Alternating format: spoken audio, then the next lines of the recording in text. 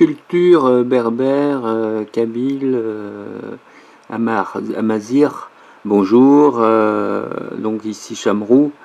C'est pour présenter en fait la réserve de l'éducation, on va dire, à la citoyenneté internationale. Hein. Puis bon, à la base, je suis réserviste de l'éducation nationale en France, qui juge ne pas avoir besoin de moi, alors je fais de manière internationale, sans son accord, puisque c'est bénévole de toute manière. Et donc, je contacte ainsi les classes, enfin les professeurs d'abord, qui seraient éventuellement intéressés par cette idée de travailler autour des langues orales, hein, et évidemment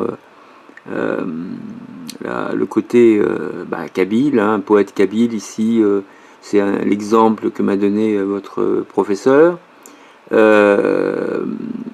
L'idée, ce n'est pas de lire le texte d'ici, mais de faire vous-même une présentation, hein, mais, voire mieux, prendre le texte, là on ne l'a pas, mais avoir le texte en kabyle, mot à mot, hein, et faire à haute voix, de manière à enregistrer. Hein, alors vous verrez si vous pouvez l'enregistrer donc en version audio, de préférence. Pourquoi audio? Parce que j'ai créé une association quand j'avais une vingtaine d'années.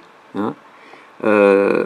J'avais commencé bien avant, à 15 ans j'avais commencé, mais je n'ai pu créer l'association qu'à ma majorité, et donc en l'occurrence en 1989, et tourner autour de la culture. J'avais constaté que la culture internationale était très très peu connue, en tout cas en France, et je m'étais dit, je vais m'occuper de ceux qui sont oubliés, c'est-à-dire les personnes non-voyantes d'Afrique, parce que d'habitude on dit de France et de Navarre. Moi non, c'est tout sauf France, c'est Afrique, Haïti, Algérie, enfin tous les pays qui étaient d'accord pour que je leur envoie soit des livres en braille, soit des cassettes audio à l'époque, donc c'était en version audio mais en cassette.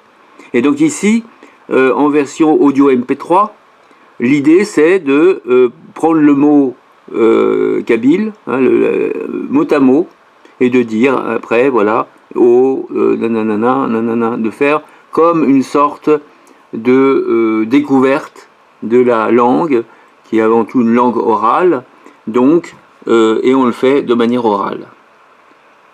Donc ça c'est le côté citoyen, donc c'est bénévole, hein, et c'est évidemment très intéressant, enfin je trouve, parce qu'on découvre la culture de l'autre, et inversement, hein, aller par exemple du côté de Victor Hugo, qui va parler du prophète, il a eu l'occasion, dans Oriental notamment, je cite, hein, par exemple, Oriental, ça peut être intéressant de traduire, d'essayer de traduire mot à mot ces textes. Voilà, donc ça c'est le sujet, ça peut être le sujet, l'atelier autour du partage. Et pour les personnes non-voyantes, évidemment, le braille existe, mais ça prend beaucoup de place. Donc là, j'ai pensé que ça pouvait être intéressant d'avoir ces CD, ça serait sous forme de CD audio MP3, 11 heures, pour permettre aux personnes non-voyantes d'avoir accès à cette culture-là. Et ça serait évidemment pour... ça pourrait intéresser les aveugles, évidemment, de Kabylie, et d'ailleurs, hein, puisque ils pourraient avoir ils pourraient écouter. Après, il y a aussi l'accord des parents, donc ça sera en fonction de l'accord de vos parents, qu'est-ce qu'ils acceptent, qu'est-ce qu'ils n'acceptent pas. Mais déjà, dans un premier temps, c'est un travail, on fait entre guillemets un travail autour de l'oralité, hein, le fait de découvrir comme ça là ici, c'est ce qui m'intéressait, c'était marqué rapporté par un auto dans Poésie populaire de la Kabylie de Paris 1897. Ça donc c'est libre de droit, parce que c'est ce qui est intéressant, c'est la traduction. Si on a la traduction libre de droit, c'est intéressant, mais si toi tu peux participer et dire et donner ton avis et dire oui mais ce mot peut aussi vouloir dire autre chose, dans un autre contexte, et c'est ça ça peut être intéressant pour découvrir mot à mot. Voilà. C'était Cham, à bientôt.